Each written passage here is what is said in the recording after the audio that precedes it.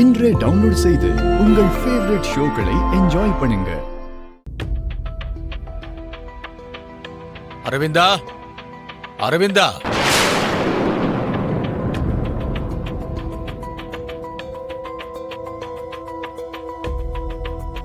சாமி நீங்களா?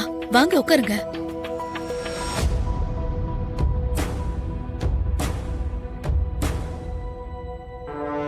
என்னாச்சு சாமி, இப்படி திடீர்னு வந்திருக்கீங்க?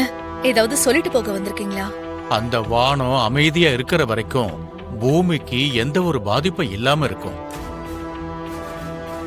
ஆனா அதே வானம் கோபத்தை காட்ட ஆரம்பிச்சிட்டா அதிலேந்து உருவாகக்கூடிய இடி மின்னல் தாக்குதல்களுக்கு இந்த பூலோகமே அழிவை நோக்கி போக ஆரம்பிச்சு.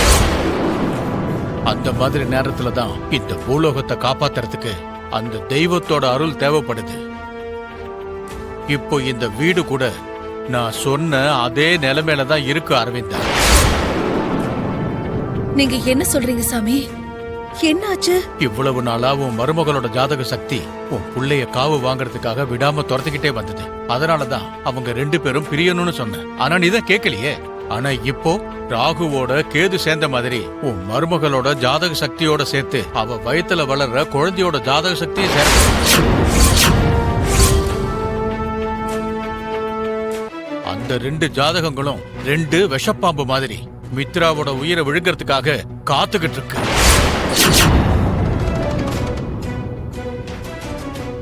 அப்படின்னா இப்ப லக்ஷ்மிக்கு பிறக்க போற குழந்தையாலையும் மித்ராவோட உயிருக்கு ஆபத்தா? ஆமா அரவிந்தா, அந்த குழந்தை பிறந்தா மித்ராவுக்கு இன்னும் ஆபத்து. அந்த குழந்தையோட ஜாதகம் மித்ராவுக்கு பெரிய ஆபத்தை உண்டாக்கும். சாமி, இப்ப என்ன பண்றதுன்னு எனக்கு ஒண்ணுமே புரியல. மித்ராவோட உயிருக்கு பாதுகாப்பு முக்கியம்னு சொல்லியிருந்தேன். அதனாலதான் அவங்க 2 பேருக்கு இருக்கிற அந்த தாலியோட பந்தத்தை அறுத்து விடுன்னு சொன்னேன். ஆனா அதை உன்னால செய்ய முடியல. நேரத்தை வீணாக்காம இப்பவாவது அந்த வேலையை ஆரம்பி.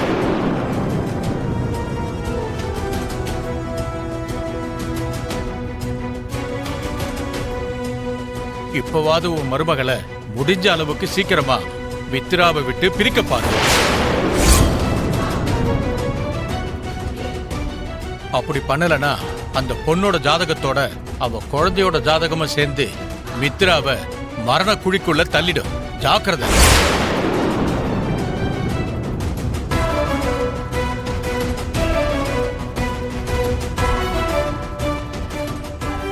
பரவாயில்ல, இந்த ஆளு சாமியார் வேஷத்துல ரொம்ப நல்லாவே பெர்ஃபார்ம் பண்றான்.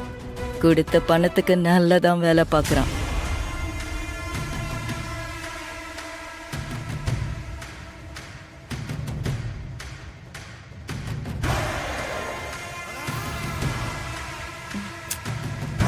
என்னக்கா இதெல்லாம்?